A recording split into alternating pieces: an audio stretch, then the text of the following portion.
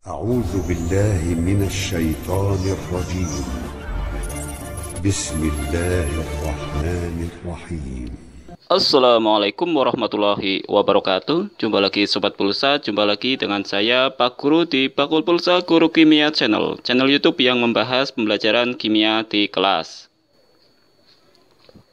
Oke Sobat Pulsa, pada video kali ini akan kita bahas bab sifat koligatif larutan, yaitu dengan subtema membahas beberapa soal teori sifat koligatif larutan.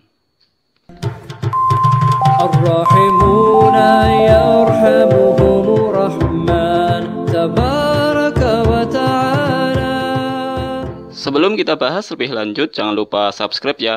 Bagi yang sudah subscribe, saya doakan kalian lebih mudah memahami materi kali ini. Dan untuk Sobat Pulsa yang ingin bertanya, bisa kalian ketik pertanyaan Sobat Pulsa di kolom komentar. Insya Allah nanti pembahasannya bisa bermanfaat untuk semua siswa.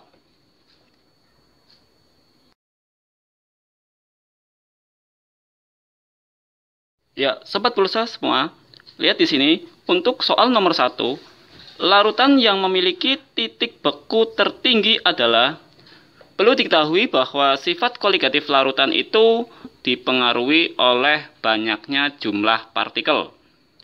Berarti untuk partikel non-elektrolit, kemudian ada partikel elektrolit jelas berbeda. Ya, untuk glukosa di sini berarti non-elektrolit. Berarti nilainya adalah 1 molekul. Tinggal dikalikan aja. 1 dikali 0,05. Berarti kalikan 1 ya. Oke. Kemudian untuk B, glukosa 0,1. Ini molekulnya 1 juga. Kemudian sukrosa juga molekulnya 1. Ini sama, kalikan 1 semua. Ini juga kalikan 1 semua. Tetapi kalau ada yang elektrolit berarti tergantung jumlah ionnya. Kita kalikan berarti ini tetap.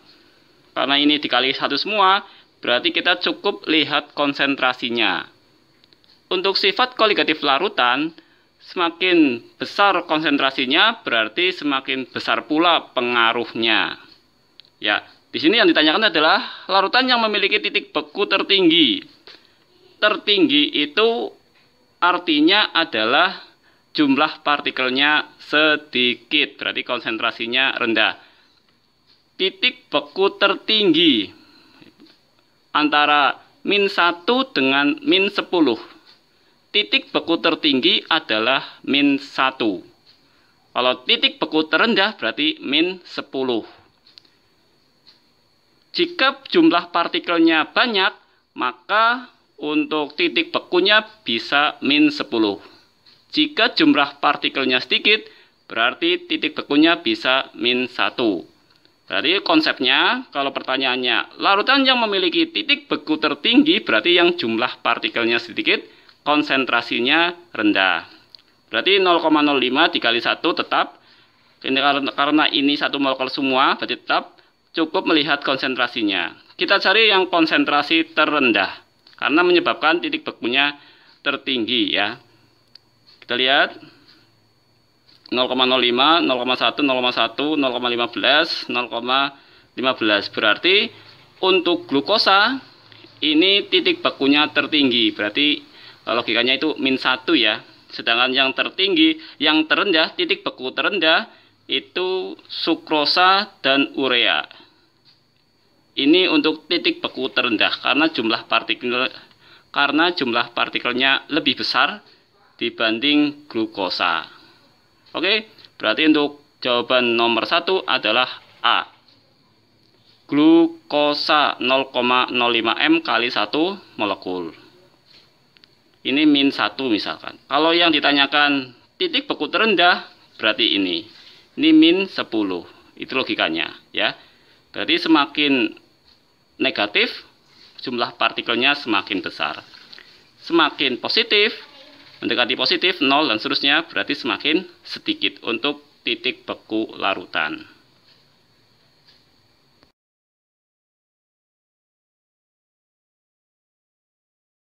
Kita lanjut untuk soal nomor 2.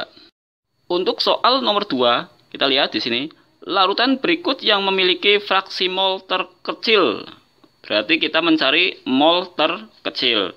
Kita tahu untuk mol itu rumusnya mol sama dengan massa dibagi mR.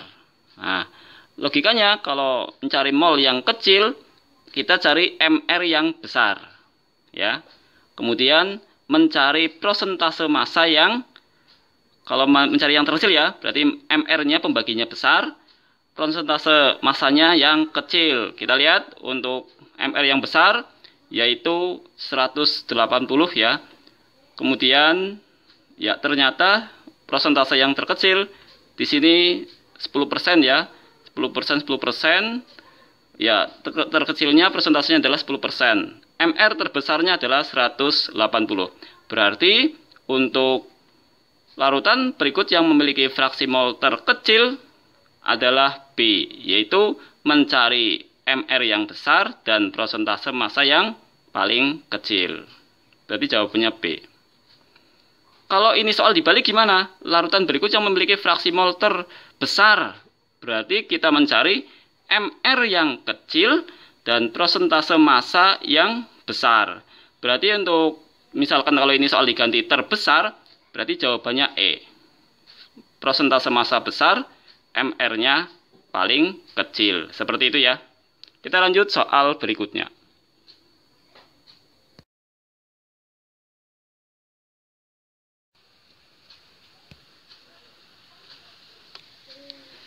Oke, kita lanjut untuk soal nomor 3. Larutan yang titik bekunya paling tinggi adalah, titik beku paling tinggi berarti yang mendekati 0 ya. Kalau titik beku paling rendah berarti yang jauh dari 0, berarti semakin negatif. Logikanya untuk titik beku tinggi berarti min 1, titik beku rendah berarti min 10. Itu logika. Kemudian pertanyaannya, larutan yang titik beku paling tinggi berarti min 1. Artinya jumlah partikelnya yang sedikit. Ya, cara mencari jumlah partikel yang sedikit berarti konsentrasi molaritasnya kecil. Kemudian jumlah ionnya sedikit. Kita lihat untuk A. Na2CO3. Ini kalau diurai menjadi 2 ion Na plus dan 1 ion CO3 min 2. Berarti ini 3 ion. Berarti 0,3 dikali 3 ion. Hasilnya di sini 0,9. Kemudian yang B, CH3COH, kalau kita urai ionisasi jadi 2 ya. CH3CO- dan H+. Berarti kalikan 2. Sama dengan 0,5 kali 2. 1,0. Lanjut, C. Glukosa. Ini non-elektrolit berarti 1. Tidak bisa mengion. 1 molekul. Kalikan 1. Berarti nilainya 0,8. Kemudian untuk magnesium nitrat. Nah, di sini 1 ion dan 2 ion. 1 Mg plus 2 dan 2 ion NO3-1. Berarti 3 ion. Kali 0,2 ya. Berarti hasilnya 0,6. Kemudian CuSO4, ini 2 ion. Cu plus 2 dan SO4 min 2. Berarti kalikan 2. Kalikan 2 ion berarti 0,4. Maka larutan titik bekunya paling tinggi adalah yang konsentrasinya kecil. Berarti mendekati 0 ya. Berarti untuk jawaban kali ini adalah yang E. Yang paling kecil 0,4. Jika pertanyaannya dibalik gimana? Larutan yang titik bekunya paling rendah berarti yang min 10, berarti yang jumlah partikelnya paling besar. Kita cari yang jumlah partikelnya paling besar adalah yang B, yaitu 1,0. CH3COH 0,5 M kalikan 2 ion sama dengan 1,0. Ini yang paling besar. Jika larutan yang ditanyakan adalah titik bekunya paling rendah. Oke, kita lanjut untuk soal berikutnya.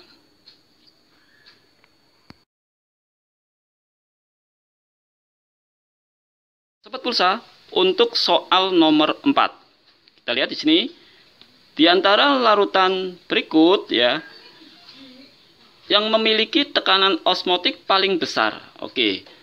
Ingat, sifat koligatif larutan itu dipengaruhi oleh jumlah partikel. Ya, semakin banyak jumlah partikelnya berarti semakin besar pengaruhnya.